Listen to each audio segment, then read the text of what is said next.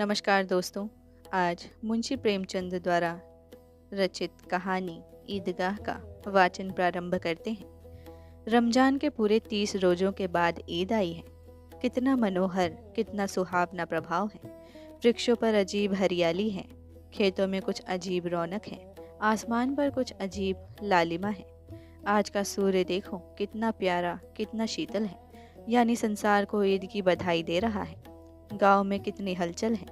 ईदगाह जाने की तैयारियां हो रही हैं। किसी के कुर्ते में बटन नहीं है, पड़ोस के घर में सुई धागा लेने दौड़ा जा रहा है। किसी के जूते कड़े हो गए हैं, उनमें तेल डालने के लिए तेली के घर पर भागा जाता है। जल्दी जल्दी बैलों को सानी पानी दे दें। ईदगाह से लौटते लौटते दोपहर हो जाएगी। 3 कोस का पैदल रास्ता, फिर सैकड़ों आदमियों से मिलना भेंटना। दोपहर के पहले लौटना असंभव है। लड़के सबसे ज़्यादा प्रसन्न हैं। किसी ने एक रोज़ा रखा है, वह भी दोपहर तक। किसी ने वह भी नहीं रखा, लेकिन ईदगाह जाने की खुशी उनके हिस्से की चीज़ है। रोज़े बड़े बूढ़ों के लिए होंगे, इनके लिए तो ईद है। रोज़ ईद का नाम रटते थे, आज वह आ गई। अब जल्दी पड़ी है कि लोग ईदगाह क्यों नहीं चलते। इन्हें गृहस्थी चिंताओं से क्या प्रयोजन। सेवैयों के लिए दूध और शक्कर घर में है या नहीं, इनकी बला से ये तो सेवैयाँ खाएंगे। वह क्या जाने कि अब्बा जान क्यों बदहवास चौधरी कायम अली के घर दौड़े जा रहे हैं। उन्हें क्या खबर कि चौधरी आंखें बदल लें तो यह सारी ईद मुहर्रम हो जाए। उनकी अपनी जेबों में तो कुबेर का धन भरा हुआ है। बार बार जेब से अपना खजाना निकाल कर गिनते हैं और खुश होकर फिर रख लेते हैं। महमूद गिनता है 1, 2, 10, 12। उसके पास 12 पैसे हैं। मोहसिन के पास 1, 2, 3, 8, 9, 15 पैसे हैं। इन्हीं अनगिनती पैसों में अनगिनत चीज़ें लाएंगे। खिलौने, मिठाइयाँ, बिगुल, गेंद और जाने क्या क्या। और सबसे ज़्यादा प्रसन्न है हामिद। वह 4-5 साल का गरीब सूरत दुबला पतला लड़का, जिसका बाप गत वर्ष हैजे की भेंट हो गया और माँ न जाने क्यों पीली होती होती एक दिन मर गई। किसी को पता क्या बीमारी है। कहती तो कौन सुनने वाला था। दिल पर जो कुछ बीतती थी वह दिल में ही सहती थी, और जब न सहा गया तो संसार से विदा हो गई। अब हामिद अपनी बूढ़ी दादी अमीना की गोद में सोता है और उतना ही प्रसन्न है। उसके अब्बा जान रुपए कमाने गए हैं, बहुत सी थैलियाँ लेकर आएंगे। अम्मी जान अल्लाह मियाँ के घर से उसके लिए बड़ी अच्छी अच्छी चीज़ें लाने गई हैं, इसलिए हामिद प्रसन्न है। आशा तो बड़ी चीज़ है, और फिर बच्चों की आशा, उनकी कल्पना तो राई का पर्वत बना लेती है। हामिद के पाँव में जूते नहीं हैं, सिर पर एक पुरानी धुरानी टोपी है जिसका गोटा काला पड़ गया है, फिर भी वह प्रसन्न है। जब उसके अब्बा जान थैलियाँ और अम्मी जान नियमतें लेकर आएंगी तो वह दिल से अरमान निकालेगा। तब देखेगा मोहसिन, नूरे और सम्मी कहाँ से उतने पैसे निकालेंगे। अभागिन अमीना अपनी कोठरी में बैठी रो रही है। आज ईद का दिन, उसके घर में दाना नहीं। आज आबिद होता तो क्या इसी तरह ईद आती और चली जाती। इस अंधकार और निराशा में वह डूबी जा रही है। किसने बुलाया था इस निगोड़ी ईद को। इस घर में उसका काम नहीं, लेकिन हामिद, उसे किसी के मरने जीने के क्या मतलब। उसके अंदर प्रकाश है, बाहर आशा। विपत्ति अपना सारा दल बल लेकर आए। हामिद की आनंद भरी चितवन उसका विध्वंस कर देगी। हामिद भीतर जाकर दादी से कहता है, तुम डरना नहीं अम्मा, मैं सबसे पहले आऊँगा। बिल्कुल न डरना। अमीना का दिल कचोट रहा है। गांव के बच्चे अपने अपने बाप के साथ जा रहे हैं। हामिद का बाप अमीना के सिवा और कौन है। उसे कैसे अकेले में ले जाने दे। उस भीड़ भाड़ से बच्चा कहीं खो जाए तो क्या हो। नहीं, अमीना उसे यो न जाने देगी। नन्ही सी जान 3 कोस चलेगा कैसे। पैर में छाले पड़ जाएंगे, जूते भी तो नहीं हैं। वह थोड़ी थोड़ी दूर पर उसे गोद में ले लेती, लेकिन यहाँ सवैयाँ कौन पकाएगा। पैसे होते तो लौटते लौटते सब सामग्री जमा करके चटपट बना लेती।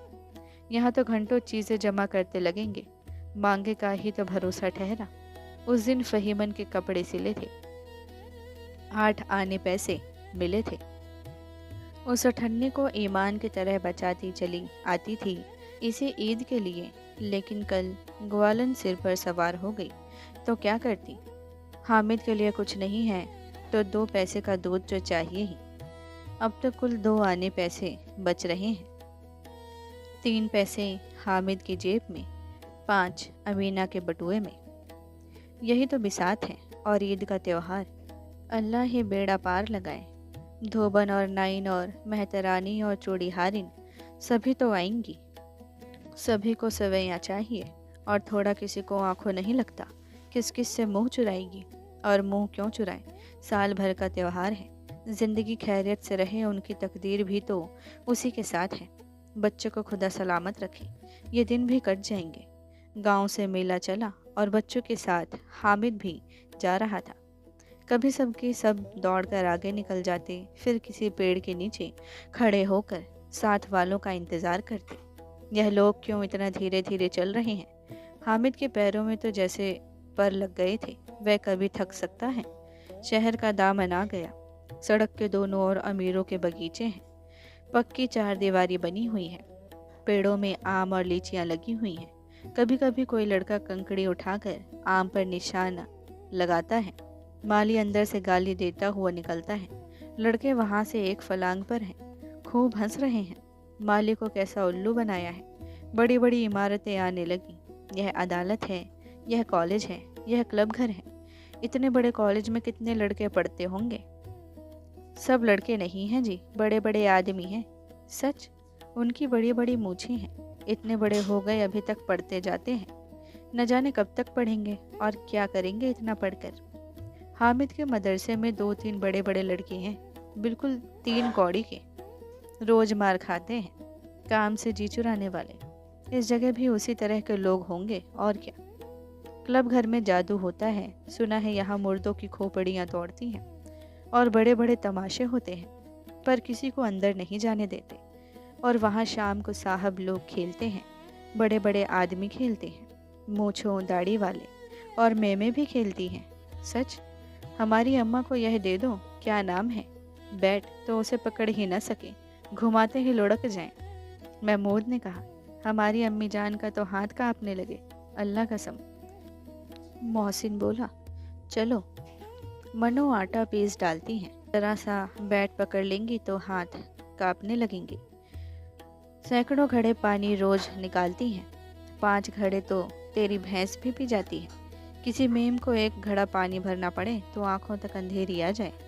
महमूद, लेकिन दौड़ती तो नहीं, उछल कूद तो नहीं कर सकती। मोहसिन, हाँ, उछल कूद तो नहीं सकती, लेकिन उस दिन मेरी गाय खुल गई थी और चौधरी के खेत में जा पड़ी थी। अम्मा इतनी तेज दौड़ी कि मैं उन्हें न पा सका। सच। आगे चले। हलवाइयों की दुकानें शुरू हुई। आज खूब सजी हुई थी। इतनी मिठाइयाँ कौन खाता। देखो ना, एक एक दुकान पर मनो होंगी। सुना है रात को जिन्नात आकर खरीद ले जाते हैं। अब्बा कहते थे कि आधी रात को एक आदमी हर दुकान पर जाता है और जितना माल बचा होता है वह तुलवा लेता है और सचमुच के रुपए देता है। बिल्कुल ऐसे ही रुपए। हामिद को यकीन ना आया, ऐसे रुपए जिन्नात को कहाँ से मिल जाएंगी। मोहसिन ने कहा, जिन्नात को रुपए की क्या कमी, जिस खजाने में चाहे चले जाएं। लोहे के दरवाजे तक उन्हें नहीं रोक सकते जनाब। आप हैं किस फेर में। हीरे जवाहरात तक उनके पास रहते हैं। जिससे खुश हो गए उसे टोकरों जवाहरात दे दिए। अभी यहीं बैठे हैं, 5 मिनट में कलकत्ता पहुंच जाएं। आबिद ने फिर पूछा, जिन्नात बहुत बड़े बड़े होते हैं। मोहसिन, एक एक सिर आसमान के बराबर होता है जी। जमीन पर खड़ा हो जाए तो उसका सिर आसमान से जा लगे, मगर चाहे तो एक लोटे में घुस जाए। हामिद, लोग उन्हें कैसे खुश करते होंगे। कोई मुझे यह मंत्र बता दे तो एक जिन को खुश कर लूं। मोहसिन, अब यह तो न जानता, लेकिन चौधरी साहब के काबू में बहुत से जिन्नात हैं। कोई चीज़ चोरी जाए, चौधरी साहब उसका पता लगा देंगे और चोर का नाम बता देंगे। जुमराती का बछवा उस दिन खो गया था। 3 दिन हैरान हुए, कहीं न मिला। तब झक मारकर चौधरी के पास गए। चौधरी ने तुरंत बता दिया, मवेशी खाने में है, और वहीं मिला। जिन्नात आकर उन्हें सारे जहान की खबर दे जाते हैं। अब उसकी समझ में आ गया कि चौधरी के पास क्यों इतना धन है और क्यों उनका इतना सम्मान है। आगे चले, यह पुलिस लाइन है, यहीं सब कांस्टेबल कवायद करते हैं। रेटन फाइफो रात को बेचारे घूम घूम कर पहरा देते हैं, नहीं चोरियां हो जाएं। मोहसिन ने प्रतिवाद किया, यह कांस्टेबल पहरा देते हैं, तभी तुम बहुत जानते हो अजी हजरत, यह चोरी ही करते हैं। शहर के जितने चोर डाकू हैं सब इनसे मोहल्ले में जाकर जागते रहो पुकारते हैं, तभी इन लोगों के पास इतने रुपए आते हैं। मेरे मामू एक थाने में कांस्टेबल हैं, बरस रुपया महीना पाते हैं, लेकिन 50 रुपए घर भेजते हैं। अल्लाह कसम, मैंने एक बार पूछा था कि मामू आप इतने रुपए कहाँ से पाते हैं? हंसकर कहने लगे, बेटा अल्लाह देता है। फिर आप ही बोले, हम लोग चाहे तो एक दिन में लाखों मार लाएं, हम लोग तो इतना ही लेते हैं जिसमें अपनी बदनामी ना हो और नौकरी ना चली जाए। हामिद ने पूछा, यह लोग चोरी करवाते हैं तो कोई इन्हें पकड़ता नहीं? मोहसिन उसकी नादानी पर दया दिखाकर बोला, अरे पागल, इन्हें कौन पकड़ेगा? पकड़ने वाले तो ये लोग खुद ही हैं, लेकिन अल्लाह इन्हें सज़ा भी खूब देता है। हराम का माल हराम में जाता है। थोड़े ही दिन हुए, मामू के घर में आग लग गई, सारी लेई पूंजी जल गई, एक बर्तन तक ना बचा। कई दिन पेड़ के नीचे सोए, अल्लाह कसम पेड़ के नीचे। फिर अनजाने कहाँ से 100 कर्ज लाए तो बर्तन भांडे आए। हामिद, 100 तो 50 से ज़्यादा होते हैं। कहाँ 50, कहाँ 100। 50 एक थैली भर होता है, 100 तो 2 थैलियों में भी ना आए। अब बस्ती घनी होने लगी, ईदगाह जाने वालों की टोलियाँ नजर आने लगी, एक से एक भड़कीले वस्त्र पहने हुए, कोई इक्के टांगे पर सवार, कोई मोटर पर, सभी इत्र में बसे, सभी के दिलों में उमंग। ग्रामीणों का यह छोटा सा दल अपनी विपन्नता से बेखबर, संतोष और धैर्य में मगन चला जा रहा था। बच्चों के लिए नगर की सभी चीज़ें अनोखी थीं, जिस चीज़ की ओर ताकते ही रह जाते और पीछे से आर्न की आवाज़ होने पर भी ना चेतते। हामिद तो मोटर के नीचे जाते जाते बचा। सहसा ईदगाह नजर आई। ऊपर इमली के घने वृक्षों की छाया है, नीचे पक्का फर्श है जिस पर जाजिम ढका हुआ है, और रोजेदारों की पंक्तियां एक के पीछे एक न जाने कहाँ तक चली गई हैं, पक्की जगत के नीचे तक, जहाँ जाजिम भी नहीं है। नए आने वाले आकर पीछे की कतार में खड़े हो जाते हैं। आगे जगह नहीं है। यहाँ कोई धन और पद नहीं देखता, इस्लाम की निगाह में सब बराबर है। इन ग्रामीणों ने भी वजू किया और पिछली पंक्ति में खड़े हो गए। कितना सुंदर संचालन है, कितनी सुंदर व्यवस्था।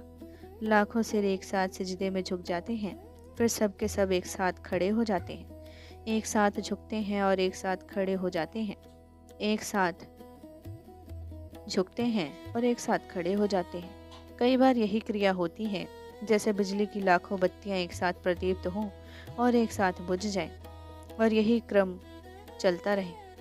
कितना अपूर्व दृश्य था, जिसकी सामूहिक क्रियाएं, विस्तार और अनंतता हृदय को श्रद्धा, गर्व और आत्मानंद से भर देती थी। मानव भ्रातृत्व का एक सूत्र इन समस्त आत्माओं को एक लड़ी में पिरोए हुए है।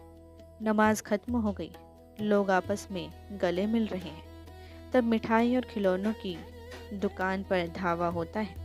ग्रामीणों का यह दल इस विषय में बालकों से कम उत्साही नहीं है। यह देखो, हिंडोला है, एक पैसा देकर चढ़ जाओ। कभी आसमान पर जाते हुए मालूम होंगे, कभी ज़मीन पर गिरते हुए। यह चरखी है, लकड़ी के हाथी, घोड़े, ऊँट छड़ों में लटके हुए हैं। एक पैसा देकर बैठ जाओ और 25 चक्करों का मज़ा लो। महमूद और मोहसिन और नूरे और सम्मी इन घोड़ों और ऊँटों पर बैठते हैं। हामिद दूर खड़ा है, 3 ही पैसे तो उसके पास है। अपने कोच का 1/3 जरा सा चक्कर खाने के लिए नहीं दे सकता। सब चरखियों से उतरते हैं, अब खिलौने लेंगे। उधर दुकानों की कतार लगी हुई है, तरह तरह के खिलौने हैं, सिपाही और गुजरिया, राज और वकी, भिश्ती और धोबिन और साधु।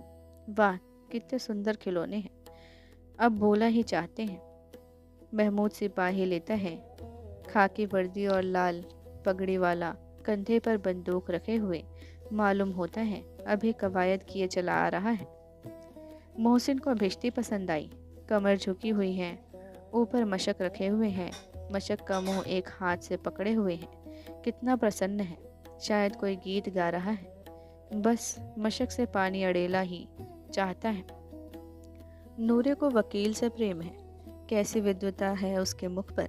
काला चोगा, नीचे सफ़ेद अचकन। अचकन के सामने की जेब में घड़ी, सुनहरी जंजीर, एक हाथ में कानून का पोथा लिए हुए। मालूम होता है अभी किसी अदालत से जिरह या बहस किए चले आ रहे हैं। यह सब 2-2 पैसे के खिलौने हैं। हामिद के पास कुल 3 पैसे हैं।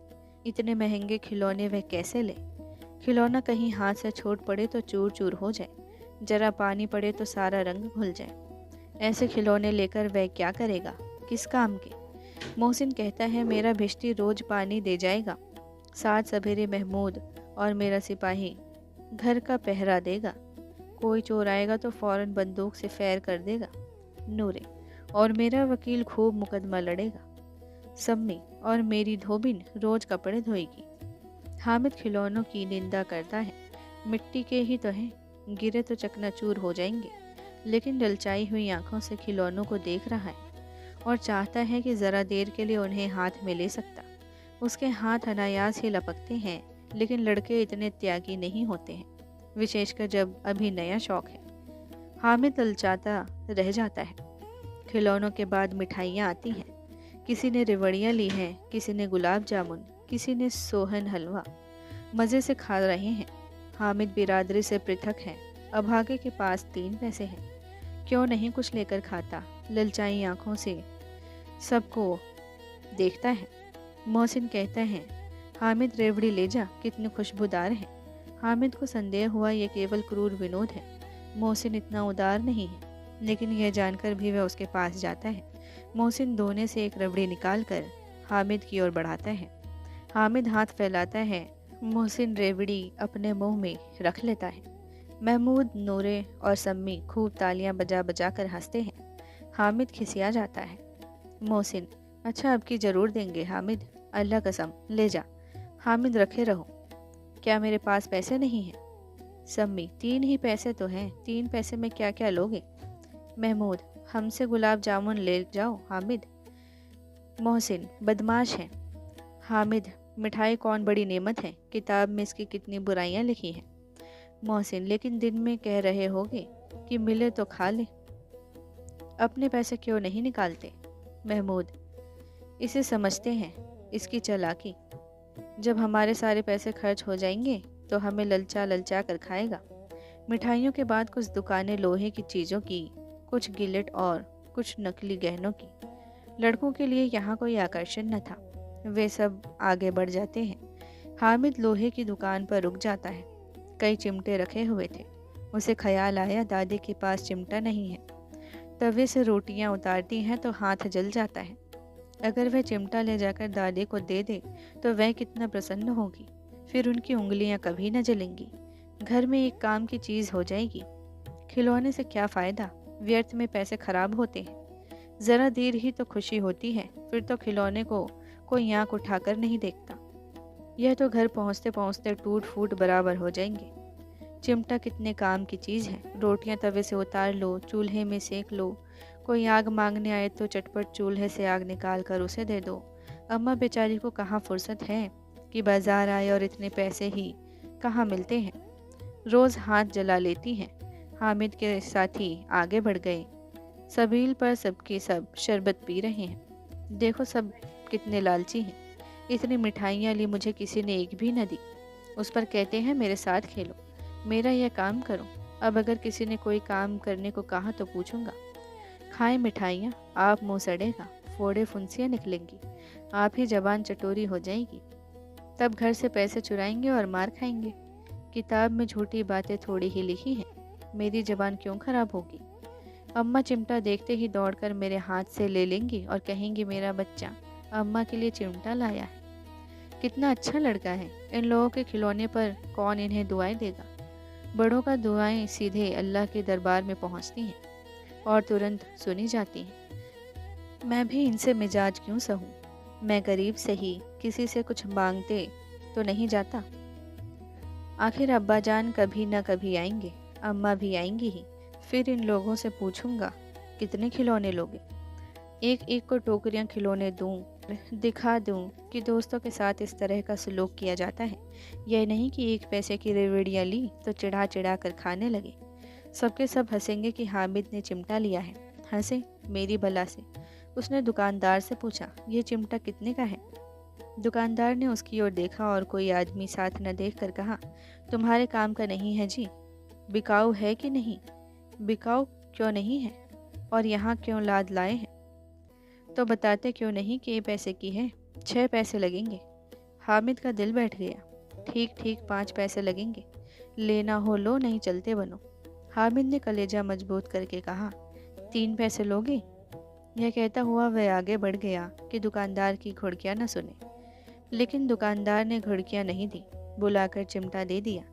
हामिद ने उसे इस तरह कंधे पर रखा मानो बंदूक है, और शान से अकड़ता हुआ संगियों के पास गाया, जरा सुने सबके सब क्या क्या आलोचनाएं करते हैं। मोहसिन ने हंसकर कहा, यह चिमटा क्यों लाया पगले, इसे क्या करेगा? हामिद ने चिमटे को ज़मीन पर पटक कर कहा, जरा अपना भिश्ती ज़मीन पर गिरा दो, सारी पसलियाँ चूर चूर हो जाएं। बच्चे की। महमूद बोला, तो यह चिमटा कोई खिलौना है? हामिद, खिलौना क्यों नहीं है? अभी कंधे पर रखा बंदूक हो गई, हाथ में ले लिया फ़कीरों का चिमटा हो गया। चाहूँ तो इससे मजीरे का काम ले सकता हूँ। एक चिमटा जमा दूँ तो तुम लोगों के सारे खिलौनों की जान निकल जाए। तुम्हारे खिलौने कितना ही जोर लगाएं, मेरे चिमटे का बाल भी बाका नहीं कर सकते। मेरा बहादुर शेर है चिमटा। सम्मी ने खंजरी ली थी, प्रभावित होकर बोला, मेरी खंजरी से बदलोगे? 2 आने की हैं। हामिद ने खंजरी की ओर उपेक्षा से देखा। मेरा चिमटा चाहे तो तुम्हारी खंजरी का पेट फाड़ डाले। बस एक चमड़े की झिल्ली लगा दी। डब डब बोलने लगी। जरा सा पानी लग जाए तो ख़त्म हो जाए। मेरा बहादुर चिमटा आग में, पानी में, आंधी में, तूफान में बराबर डटा खड़ा रहेगा। चिमटे ने सभी को मोहित कर लिया। अब पैसे किसके पास धरे हैं? फिर मेले से दूर निकल आए हैं। 9 कब के बज गए। धूप तेज हो रही है, घर पहुंचने की जल्दी हो रही है। बाप से जिद भी करें तो चिमटा नहीं मिल सकता। हामिद है बड़ा चालाक, इसलिए बदमाश ने अपने पैसे बचा रखे थे।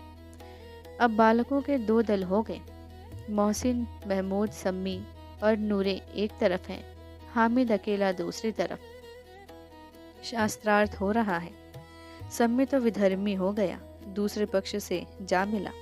लेकिन मोहसिन, महमूद और नूरे भी हामिद से एक 2 साल बड़े होने पर भी हामिद के आघातों से आतंकित हो उठे हैं। उसके पास न्याय का बल है और नीति की शक्ति। एक और मिट्टी है, दूसरी ओर लोहा, जो इस वक्त अपने को फौलाद कर रहा है। वह अजय है, घातक है। अगर कोई शेर आ जाए, मियाँ भिश्ती के छक्के छूट जाए, जो मियाँ सिपाही मिट्टी की बंदूक छोड़कर भागे, वकील साहब की नानी मर जाए, चोगे में मुंह छिपाकर जमीन पर लेट जाए, मगर यह चिमटा, यह बहादुर, यह रुस्तमे हिंद लपक कर शेर की गर्दन पर सवार हो जाएगा और उसकी आंखें निकाल लेगा। मोहसिन ने एड़ी चोटी का जोड़ लगाकर कहा, अच्छा, पानी तो नहीं भर सकता? हामिद ने चिमटे को सीधा खड़ा करके कहा, भिश्ती को एक डांट बताएगा तो दौड़ा हुआ पानी लाकर उसके द्वार पर छिड़कने लगेगा। मोहसिन परास्त हो गया, पर महमूद ने कुमुक पहुंचाई, अगर बच्चा पकड़े जाए तो अदालत में बंधे बंधे फिरोगे, तब तो वकील साहब के पैरे पकड़ोगे ही। हामिद इस प्रबल तर्क का जवाब न दे सका। उसने पूछा, हमें पकड़ने कौन आएगा? नूर ने अकड़कर कहा, यह सिपाही बंदूक वाला। हामिद ने मुंह चिढ़ाकर कहा, यह बेचारे हम बहादुर रुस्तमे हिंद को पकड़ेंगे?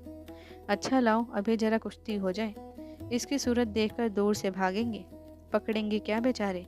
मोहसिन को एक नई चोट सूझ गई। तुम्हारे चिमटे का मुंह रोज आग में जलेगा। उसने समझा था कि हामिद लाजवाब हो जाएगा, लेकिन यह बात न हुई। हामिद ने तुरंत जवाब दिया, आग में बहादुर ही कूदते हैं जनाब। तुम्हारे यह वकील, सिपाही और भिश्ती लेडियों की तरह घर में घुस जाएंगे। आग में वह काम है जो यह रुस्तमे हिंद ही कर सकता है। महमूद ने एक जोर लगाया, वकील साहब कुर्सी मेज पर बैठेंगे। तुम्हारा चिमटा तो बावर्ची खाने में जमीन पर पड़ा रहने के सिवा और क्या कर सकता है? इस तर्क ने सम्मी और नूरे को भी सजी कर दिया। कितने ठिकाने की बात कही है पट्टे ने। चिमटा बावर्ची खाने में पड़ा रहने के सिवा और क्या कर सकता है? हामिद को कोई फड़कता हुआ जवाब न सूझा तो उसने धांधली शुरू की। मेरा चिमटा बावर्ची खाने में नहीं रहेगा। वकील साहब कुर्सी पर बैठेंगे तो जाकर उन्हें ज़मीन पर पटक देगा और उनका कानून उनके पेट में डाल देगा। बात कुछ बनी नहीं, खाल गाली गलौज थी, लेकिन कानून को पेट में डालने वाली बात छा गई। ऐसी छा गई कि तीनों सूरमा मुंह ताकते रह गए, मानो कोई धेलचा कान कौवा किसी गंडे वाले कनकौए को काट गया हो। कानून मुंह से बाहर निकलने वाली चीज़ है, उसको पेट के अंदर डाल दिया जाना बेतुकी सी बात होने पर भी कुछ नयापन रखती है। हामिद ने मैदान मार लिया। उसका चिमटा रुस्तम हिंद है। अब इसमें मोहसिन, महमूद, नूरे, सम्मी किसी को भी आपत्ति नहीं हो सकती। विजेता को हारने वालों से जो सत्कार मिलना स्वाभाविक है वह हामिद को भी मिला। औरों ने 3-3, 4-4 आने पैसे खर्च किए पर कोई काम की चीज़ न ले सके। हामिद ने 3 पैसे में रंग जमा लिया। सच ही तो है, खिलौनों का क्या भरोसा, टूट फूट जाएंगी। हामिद का चिमटा तो बना रहेगा बरसों। संधि की शर्तें तय होने लगी। मोहसिन ने कहा, जरा अपना चिमटा दो, हम भी देखें। तुम हमारी भिश्ती लेकर देखो। महमूद और नूरे ने भी अपने अपने खिलौने पेश किए। हामिद को इन शर्तों को मानने में कोई आपत्ति न थी। चिमटा बारी बारी से सबके हाथ में गया और उनके खिलौने बारी बारी से हामिद के हाथ में आए। कितने खूबसूरत खिलौने हैं। हामिद ने हारने वालों के आंसू पोंछे। मैं तुम्हें चिढ़ा रहा था, सच ये चिमटा भला इन खिलौनों की क्या बराबर करेगा। मालूम होता है अब बोले, लेकिन मोहसिन की पार्टी को इस दिलासे से संतोष नहीं होता। चिमटे का सिलका खूब बैठ गया है। चिपका हुआ टिकट अब पानी से नहीं छूट रहा है। मोहसिन, लेकिन इन खिलौनों के लिए कोई हमें दुआ तो न देगा। महमूद, दुआ को लिए फिरते हो, उल्टे मार न पड़े। अम्मा जरूर कहेंगी कि मेले में यही मिट्टी के खिलौने मिले। हामिद को स्वीकार करना पड़ा कि खिलौनों को देखकर किसी की माँ इतनी खुश न होगी जितनी दादी चिमटे को देखकर होंगी। 3 पैसों ही में तो उसे सब कुछ करना था और उन पैसों के इस उपाय पर पछतावे की बिल्कुल ज़रूरत न थी। फिर अब तो चिमटा रुस्तम हिंद है और सभी खिलौनों का बादशाह। रास्ते में महमूद को भूख लगी। उसके बाप ने केले खाने को दिए। महमूद ने केवल हामिद को साझी बनाया। उसके अन्य मित्र मुंह ताकते रह गए। यह उस चिमटे का प्रसाद था। 11 बजे गांव में हलचल मच गई। मेले वाले आ गए। मोहसिन की छोटी बहन दौड़कर भिश्ती उसके हाथ से छीन लिया और मारे खुशी की जा उछली तो मियाँ भिश्ती नीचे आ रहे और सुरलोक सिधारे। इस पर भाई बहन में मारपीट हुई। दोनों खूब रोए। उसकी अम्मा यहाँ शोर सुनकर बिगड़ी और दोनों को ऊपर से 2-2 चांटे और लगाए। मियाँ नूरे के वकील का अंत उनके प्रतिष्ठा अनुकूल इससे ज़्यादा गौरवमय हुआ। वकील ज़मीन पर या ताक पर हो नहीं बैठ सकते। उसकी मर्यादा का विचार तो करना ही होगा। दीवार में खूंटियाँ गाड़ी गईं। उन पर लकड़ी का एक पटरा रखा गया। पटरे पर कागज़ का कालीन बिछाया गया। वकील साहब राजा भोज की भांति सिंहासन पर विराजे। नूरे ने उन्हें पंखा झलना शुरू किया। अदालतों में खर की टट्टियाँ और बिजली के पंखे रहते हैं, क्या यहाँ मामूली पंखा भी ना हो?